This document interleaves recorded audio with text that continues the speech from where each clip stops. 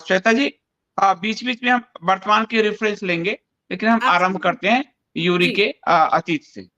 जी, तो ये मैंने शेयर किया है, प्रेजेंटेशन दिख रहा है आपको?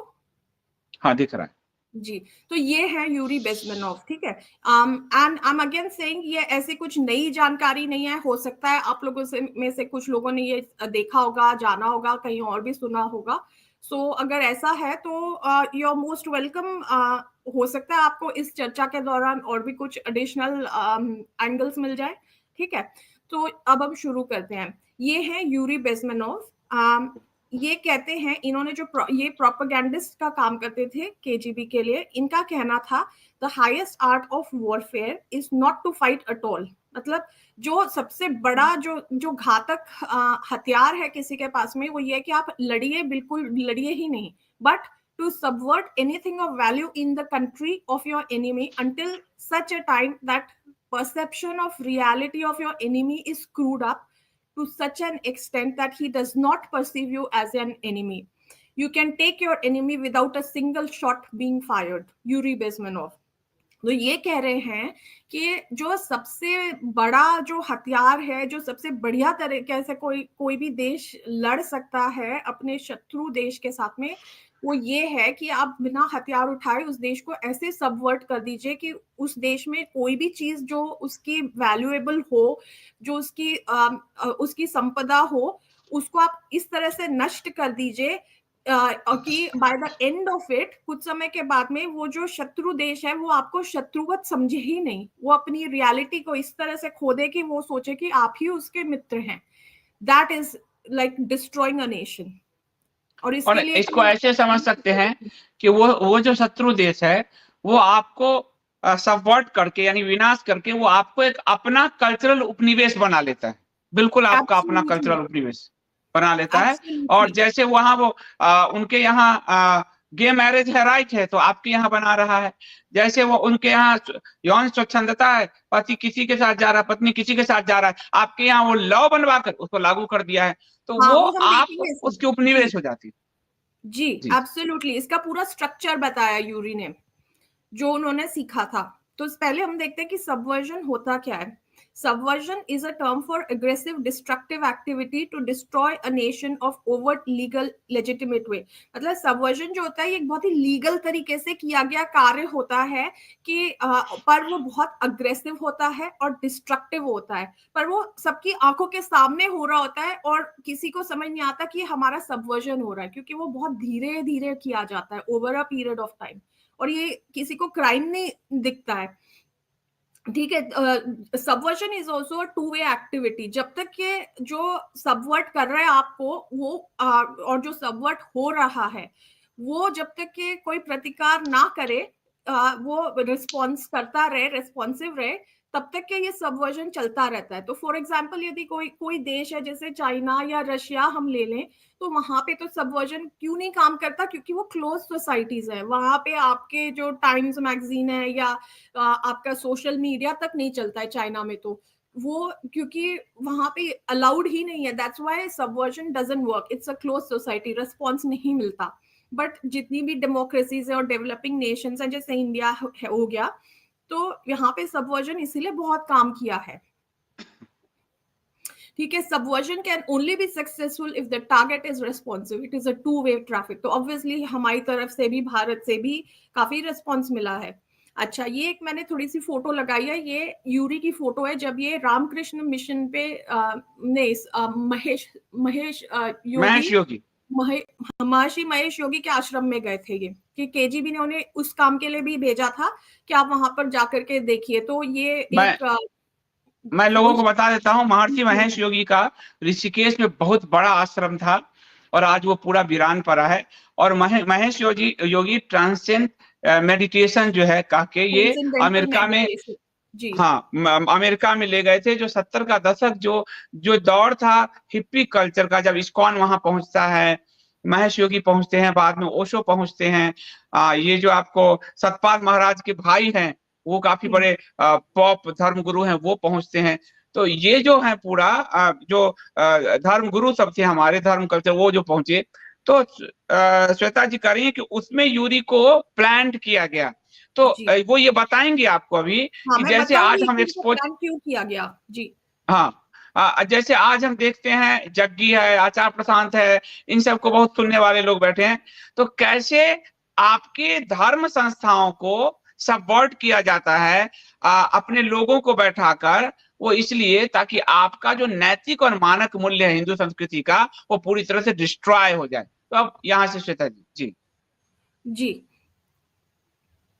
अब हम देखते हैं एक क्विक ग्लांस इनटू जो ओपन सोसाइटीज होती हैं। ओपन सोसाइटी को आप मान लीजिए जैसे डेमोक्रेसीज होती हैं। जैसे आप भारत का ही एग्जाम्पल मान करके चलिए, तो कैसे एक ओपन सोसाइटी को रशिया या चाइना जैसी क्लोज सोसाइटी बनाया जाता है over a period of time. तो पहले होती है ओपन सोसाइटी होती है, उसके बाद में वहां पे इगैलिटेरियनिज्म लाया जाता है, फिर एक्सपेक्टेशंस को रेज किया जाता है कि भाई हिंदू हृदय सम्राट आ गए, या अभी हम देख रहे हैं अमेरिका में ट्रम्प आ गए हैं, वो सारी प्रॉब्लम्स को खत्म कर देंगे, अमेरिका फर्स्ट। ठीक है, एक्सपेक्टेशंस लोगों की बहुत हाई है, लोग बहुत खुश हैं, यूफोरिया में हैं कि हमारा देश तो अब नंबर 1 हो जाएगा और हमारे बैंक अकाउंट में 20 लाख रुपए आ जाएंगे और सब कुछ ओवरनाइट सब चमत्कार हो जाएंगे। ठीक है, ये एक्सपेक्टेशंस रेज की जाती हैं।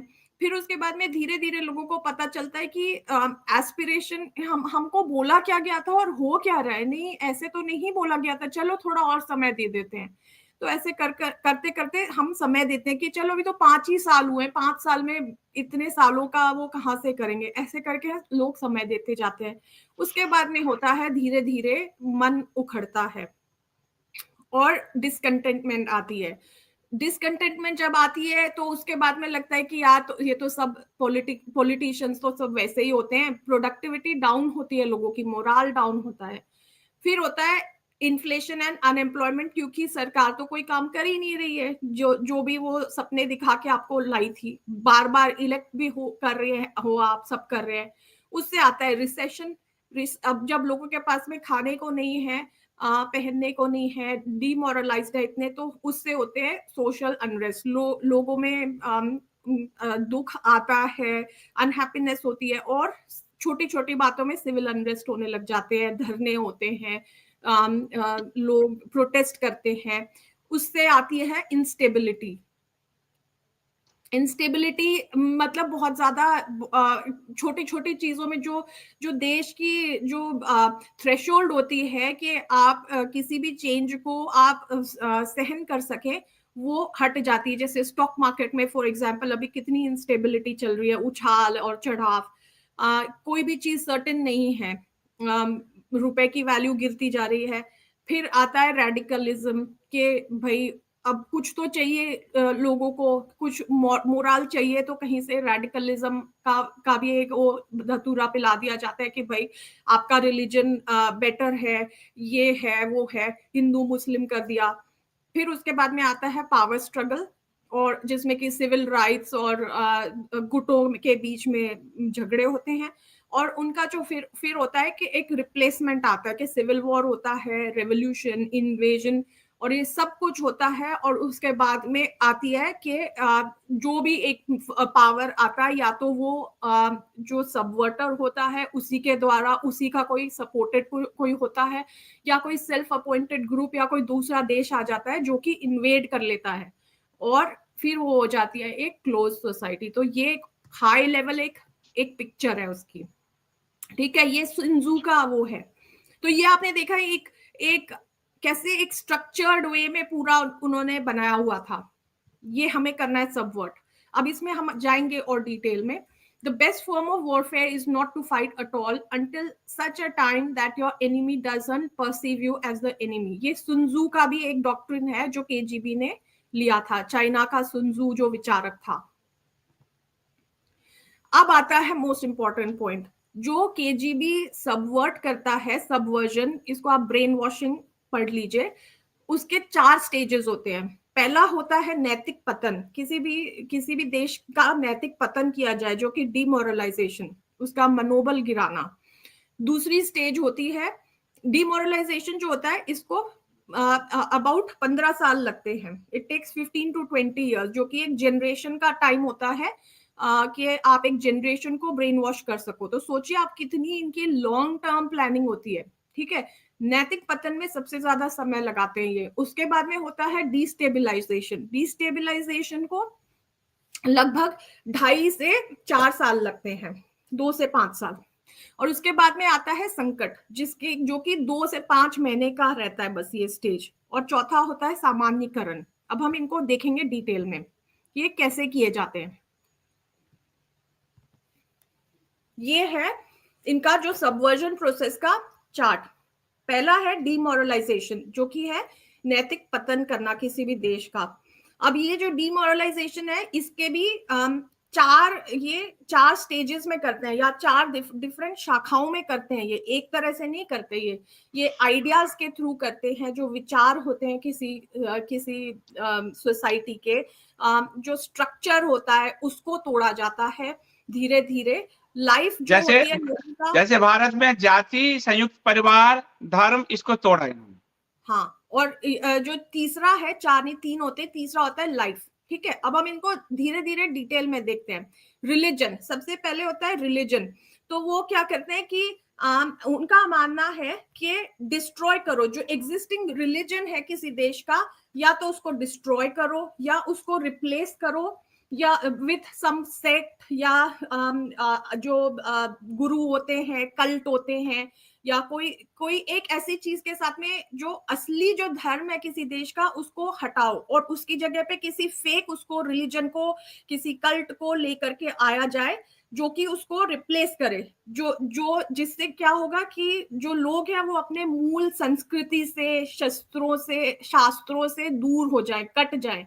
तो हमने देखा होगा पहले से चला आ रहा है ये। तो हम देखिए इस्कॉन मूवमेंट है, वो सिर्फ वो गॉडमैन बने हुए हैं, दे हैव बिकम, गोलों की चाबी उन्हीं के पास में है, ठीक है। फिर हम आज के जमाने में देख रहे हैं ईशा फाउंडेशन हो गया, आर्ट ऑफ लिविंग हो संघ गया, संघ आर्य समाज संघ पहले से। संघ संघ आरएसएस सबसे बड़ा, संघ सबसे सबसे बड़ा, they are the policeman of God, salesman of God, ठीक है। तो सबसे सबसे बड़ा तो ये कर दिया। तो ये इनकी एक आइडियोलॉजी रहती है। इसमें कौन कौन हम देखते हैं, कौन कौन नैतिक पतन के भागीदार होते हैं, जो करते हैं ये चीज को। बाबा लोग जितने भी हैं, धीरेन्द्र शास्त्री ले लीजिए, जग्गी वासुदेव ले लीजिए, राम भद्राचार्य, ये हर कहीं पे आपको दिख जाएंगे जितने सरकारी इवेंट होते हैं। चाहे वो वहां पे आपको सरकार के लिए वोट मांगते हुए दिख जाए, या सरकार के साथ में हाथ मिलाते हुए घूमते हैं। तो ये कहीं ना कहीं एक माइंड में ये भी डालते हैं कि ये जो सरकार है ये हमारे हिंदू रिलीजन के साथ में काफी, मतलब वो पर्यायवाची बन जाता है कि भाजपा और आरएसएस मतलब हिंदू। उस चीज को वो धीरे धीरे वो एक आइडियोलॉजी डाली जाती है, ठीक है। तो एक तो ये है कि पॉलिटिसाइजिंग ऑफ रिलीजन। दूसरा है कि कमर्शियलाइज कर दिया कि ये जितने भी हो रहे हैं, मुरारी बापू हैं, ये हैं वो हैं, वहां पे लोग चंदा लेते हैं, और या भाई हमें मंदिर बनाना है, हमें ये करना है, वो करना है, वहां पे आप कमर्शलाइजेशन जैसे हमारे तीर्थ क्षेत्रों का भी कर दिया है। बनारस आदि का जो कमर्शलाइजेशन किया, कुंभ का कमर्शलाइजेशन किया, अयोध्या का 400 करोड़ लेके अभी लूट के सरकार बैठ गई। ये जो कमर्शलाइजेशन है पूरा, मंदिर तोड़ दिए, इससे भी मंदिर तोड़ दिए, मंदिर पे कब्जा कर लिया सरकारों ने। हाँ हाँ। तो अब लोगों के पास में अपने धर्म से, फेथ से रिलेटेड जो जिस चीज से अपने आप को जोड़ता है हिंदू, वो कहाँ जाए, क्या करे। गौ हत्या हो रही है, उसको भी रोकने का कोई वो नहीं हो रहा। तो हिंदू का तो मनोबल टूट ही रहा है ना। ये सब बहुत सिस्टमैटिकली हो रहा है संदीप जी। हम जैसे जैसे बात करेंगे आपको दिखेगा कि ये बहुत सोची समझी तरह से हो रहा है। एंटरटेनमेंट करना इन्हीं चीजों का, रिलीजन का एंटरटेनमेंट बना दिया जाए कि अब वहां पे ईशा के वहां पे देखिए कितने कितने पैसे लेते हैं वो। ऐसे और भी मठों में होता होगा। तो ये वहां पे इतने इतने पैसे लेते हैं, और सब गलत तरह से करते हैं क्योंकि इन्हें खुद शास्त्रों का ज्ञान नहीं है। तो ये भी है कि इतने बड़े स्केल में वहां पे परफॉर्मेंसेस होती हैं, सब होते हैं। ये भगवान से रिलेटेड तो कुछ भी नहीं है। इसमें आपको लगेगा। ठीक है, फिर है कि हाँ, धर्म का राजनीतिकरण एक राष्ट्र के नैतिक रूप से पंगु बनाने का सबसे प्रभावी तरीका होता है।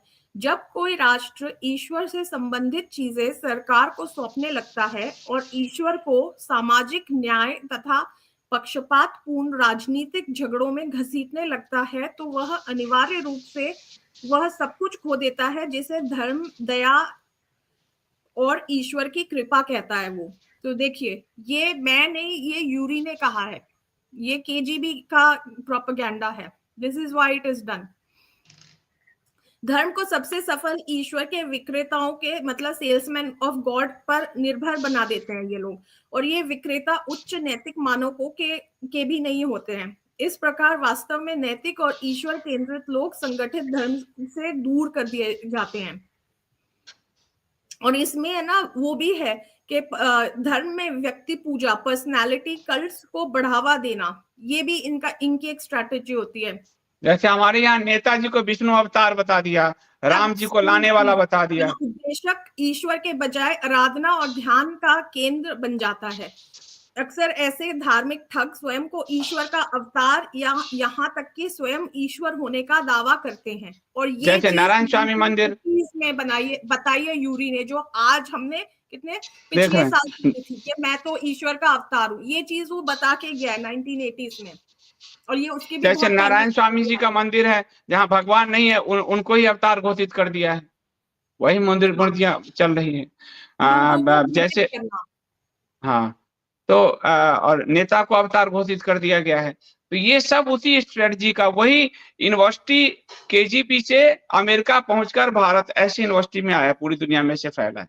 जी एब्सोल्युटली, एब्सोल्युटली। तो हर कार्यक्रम में दिखकर धीरेन्द्र शास्त्री, रामभद्राचार्य, जग्गी वासुदेव इत्यादि और भी आप नाम इसमें जोड़ लीजिए, धर्म और संस्कार की एकता की मिली जुली अफीम बेच रहे हैं। धर्म के दमनकर्ताओं के शासन को वैधता और पवित्रता का आवरण प्रदान करने में अधिक प्रभावी सिद्ध हो रहे हैं ये लोग। तो जो डीमोरलाइजेशन का प्रोसेस है, उसका फर्स्ट जो स्तंभ होता है वो रिलीजन होता है, और ये रिलीजन को काटने का काम कर रहे हैं ये जितने भी और एक और चीज, ये जितने भी ये जो जग्गी जैसे लोग हैं, धीरेन्द्र शास्त्री जैसे लोग हैं, जो ये गलत बयान देते हैं और गलत कार्य करते हैं और पकड़े जाते हैं, तो इससे क्या होता है कि लोग भ्रमित होते हैं कि सही कौन है, गलत क्या है। और ये जो बता रहे हैं, गलत बयान दे रहे हैं धार्मिक चीजों के बारे में, तो उसके बारे में भी एक तो लोग भ्रमित होते हैं, कंफ्यूज होते हैं, दूसरा उनका रिलीजन, धर्म से भी विश्वास उठता है, क्योंकि वो ऐसे